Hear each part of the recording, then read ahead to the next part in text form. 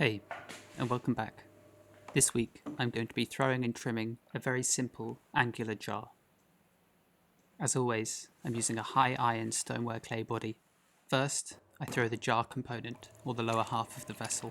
These are made from 1 pound of clay, which is 453 grams. The throwing of these is actually relatively simple. I make sure to cone up and down a few times, just to make sure that all my clay particles are really well aligned. I'll be collaring in the rim later on too, so any bubbles or inconsistencies in the clay will just be exaggerated as the clay is collared in. Once really well centered, I push down in the middle of the ball of clay with my thumb and my forefinger, and then very gradually stretch the clay outward. I can judge the thickness of the base just with my eye these days. I think subconsciously I look at the height of the clay inside and then look at the metal of the wheel, and I can tell the difference between the two. After I've formed the base, I then begin to pull the clay upward. I do this by using my knuckle on the outside, and on the inside of the vessel I'm using the pads of my fingers to apply pressure and squeeze the clay up between them, moving with a consistent speed the entire time. If you rush this process, hesitate, or constantly change the pressure which you're squeezing, you'll have inconsistent walls, so this entire process of pulling up the walls must be done carefully and with very consistent movements, which is easier said than done, as pulling up the walls of clay consistently can be one of the hardest challenges when first starting to make pots. Once I've reached the correct height, I flip my throwing pointer's gauge out of the way and remove a skim of clay from around the base. I keep my reclaim bucket directly to the left of my wheel, so any clay you see me removing is simply thrown straight into that. I then remove the water from the inside before using my metal kidney to push the clay out against it to clean up the walls. This removes throwing lines, but it also makes the pot a lot stronger as you're removing lots of the wet slip that coats the outside walls, which helps the pot dry more quickly when it's off the wheel, but also makes it more structurally sound for when I collar in the top. For this movement, I try to get as much contact as I can with the rim, and then very gradually just squeeze it in. Thereafter, it's just a matter of using my fingertips to throw the rest of the rim inward. With my fingers on the inside, I keep the collared rim supported so it doesn't fall inward too much. And gradually, bit by bit, I pinch the clay inward until it reaches my desired diameter. This is another process that's best not to rush, as all it takes is one wrong movement to ruin a part of the pot that needs to be thrown very accurately. I'm very careful with my calipers as I'm working, as one knock is enough to offset them, and there's nothing worse than throwing a whole bunch of pots inaccurately and then having lids that don't quite fit, which is also why it's so important to find a really good pair of calipers. These Taranti ones are brilliant. They're very solid, and the nut can be closed really tightly, so they never budge. The final steps for cleaning up the pot are the same as before. I simply use my sharp kidney to scrape off the last bits of slip, and then finally check the gallery one last time with my pair of calipers. I then use a chamois leather just to soften over the rim slightly. In reality, I'll likely trim this section of the pot later on. I simply do it because I like my finished pots to look neat. Then, at last, I can wire the pot off, and then I dry my hands thoroughly before attempting to lift the pot off the wheel. If either your hands are soaking wet, or the surface of the pot is soaking wet too, the piece will just stick to you, and it will be very difficult to lift away like this. So it's essential that both the pot and your hands are scraped clean of any slip. Next up are the lids. These are much faster objects to throw, and they're always something I make a few extra of.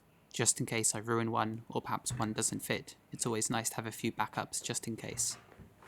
I guess for the same reason, this is often why potters overmake. Say I need to make 30 mugs, I'll always make 35 or something like that. Not only can something potentially go wrong when you're handling and trimming them, but there's always a chance you'll lose one or two along the way when you're firing them, so it's always better to make too many, just in case. This is a method of wedging that I explained in more detail in my previous video. I only do this with smaller amounts of clay, and essentially all I'm doing is rolling them, slapping them down, rolling them out again, and so on. It pops any larger bubbles of air, and it also amalgamates all the clay into one nice homogeneous consistency, which is especially useful for throwing on the wheel, as all it takes is that one tiny air bubble to ruin the pot that you've been making. Next, put my calipers up against a ruler so I can get the measurement I need, and then I invert them so I can take a measurement from the outside rather from the inside.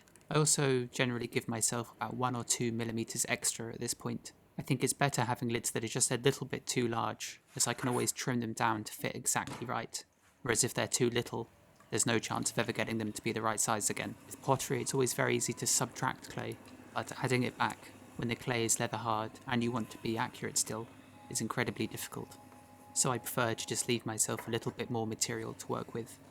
As for the lids, they're thrown into a very low disc shape and then open them up and then split the rim in two. One half goes inside and becomes the locating flange, and the other gets pushed down and becomes the outer portion of the lid itself.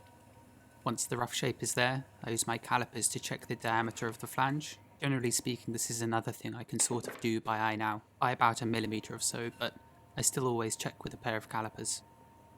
Then I use my kidney again to remove the excess slip, and then I use a sponge on a stick just to remove some of the excess water that's built up in the middle.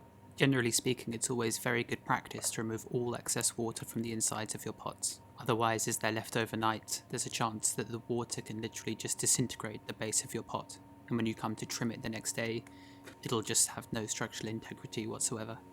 Then I remove a skim of clay around the base again. What I'm doing here is creating a region of very dry clay, which I'll be able to grasp and lift the lid away from the wheel. So once again, I dry my hands thoroughly, carefully grasp, twist, and lift away. Here's another identical lid, but from a different angle. The ball of clay is slammed down onto the skim of clay left from the previous lid. You should never remove these, as essentially it acts as a very tacky pad for the next ball of clay to stick firmly onto. That's if it isn't covered in water, in which case remove it and dry off your wheel head before trying to attach the next ball of clay. So I push the clay downwards and then stretch it out, and here's the motion where I separate the rim into two parts. The inside portion becomes the locating flange that'll fit the lid firmly to the jar below, and the portion below will become the upper part of the lid, once this is flipped and reversed, like it will be later on. The good thing about this lid configuration is when it comes to trimming, the lid acts as a chuck for the body, and the body will act as a chuck for the lid, so trimming the two components to fit nicely is actually very straightforward. I then do my usual cleanup procedure, which is pretty much the same for any pot I make. I remove the slip, I chamois leather the rim, and I sponge out the water from the inside. If your pots are coming off the wheel totally covered in slip, not only do they take a lot longer to dry, but there's also a multitude of other issues that can occur, such as S-cracks, or if your work is thrown thinly, the slip can cause the pots to just collapse. Once all the components have been thrown, I take the board of work and I set it out overnight to firm up to leather hard by the next day. The first thing I check is how well the lid fits the body. So to do this, I tap center the lid into place, and then I secure it just with 3 soft lugs of clay.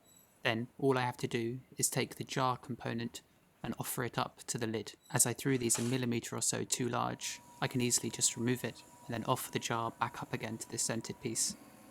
This is what I meant by how the lid acts as a chuck for the jar itself. I also use this moment just to clean up some of the thrown surfaces, making sure they're nice and smooth. Then I can offer the jar up to see if it fits, and if it doesn't quite, I can simply remove it and then trim away a tiny bit more clay and then try again. This way I can make lids that fit perfectly. I also use this moment to remove some of the mass from the inside of the lid, which, yes, I could do at the throwing stage, but I think it's quicker to do the trimming at this stage rather than spending those few extra moments doing some delicate throwing. I thought it also might be interesting to include a cross-section of one of these lids. This is an untrimmed version, but it might give you a better idea of the shape that I'm aiming to throw. And it also shows the corner nicely, it'll sit on top of the jar. Lids are one of those things that come in all shapes and sizes. This just happens to be the one I've stumbled upon and the one I prefer to make, that's all. In the future I'll make a video all about different types of lids. If that's something that might interest you, please let me know in the comments. Now it's time for the jar. I wet the base liberally with water, which helps me stick down the vessel onto the wheel. I firmly rub it into place, which creates slip, which dries and welds the pot to the metal wheel head. But, for an added bonus, I take a rubber kidney and I squash down this lower portion of the clay against the wheel head too, which helps to create an even stronger seal. Now I can finally begin to start trimming the piece. For this process I'm grasping my trimming tool very firmly. One wrong movement here can spell disaster, as that's all it takes to gouge a big hole in the wall. I'm removing just a thin layer of clay from the outside. I've always preferred very light, delicate pottery, so I'd say in general I do a bit more trimming than other potters do. I'm using a very sharp tungsten trimming tool here, one that was gifted to me by one of my followers over on Instagram, and I'm also eagerly awaiting a new order of bison trimming tools coming from the United States, which I can't wait to start using. Sharp trimming tools really do make a difference, but they also come with quite a steep learning curve, I think, as the sheer amount of clay that they can remove at any one time is quite staggering, and I think it can take some time to get used to that.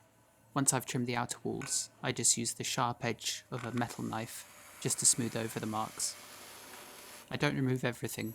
In fact, I do like some subtle marks to show through the glaze, but I've also never been a potter who likes to leave lots of throwing lines and turning marks. There's a careful balance of the two I like to achieve, as I love it when I pick up somebody else's handmade pottery and I marvel in wonder at the fact that such a precise and well-finished thing was in fact made by hand, and that, in combination with a few beautifully left marks, is what makes me fall in love with a certain pot. It's for this same reason that I've always loved ancient Chinese ceramics, as it's so precise and perfect.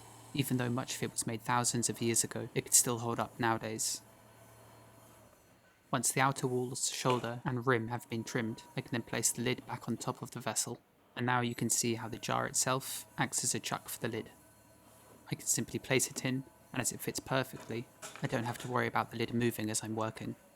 So with these jars, I'm trimming an angled slope on the underside of this lid, so the area in which the two angles of these two parts converge is where the gallery is, where the two parts separate from one another. My left hand here is still very useful. It's applying constant downward pressure and prevents the lid from suddenly leaping away if there's too much pressure exerted to the outside portion of the lid. You'll also notice as I'm working here that whenever I'm actually trimming, my two hands are connected in some way, which adds stability to my hands and therefore the tool that's trimming away the clay. Once the outside angle is done, I quickly flip the lid over, tap center it into place, and clean up any marks there might be left. That's one thing about making these kinds of jars. I'm constantly having to check both parts to make sure there are no marks or anything that I don't want there to be. But I guess that's just my approach to ceramics, and there are other potters who are very happy leaving these, and power to them. I'm glad we all do it slightly differently. Once the underneath of the lid has been cleaned up, I reposition it and start trimming the top. Yes, you'll see that the lid is wobbling and undulating a little bit, but I couldn't care less. Once this piece is fired, you'll never notice that, unless you were to put it back on the wheel and spin it like this.